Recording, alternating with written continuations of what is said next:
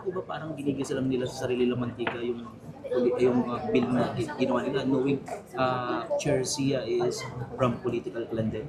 Well, kahit naman sa Senado, 2 sa 7 authors nung tinalakay nila yung bill nila sa committee hearing ay nagsabing kahit ako galing din sa dynasty ay gusto kong palawakin ang espasyo ng politika. Hindi lang para sa aming mga dynasts pero para sa lahat ng mamamayan. So I think that's a very promising sign mula sa iba't ibang authors sa Senate. And I would say the same, of course, sa counterparts namin sa House. Also for the first time, ang House leadership ay sumuporta sa anti-dynasty bills and pati ang presidente ay ginawang priority legislation ito. So tingnan natin, ipupush talaga namin hanggang makapasa ng isang impactful na anti-dynasty law.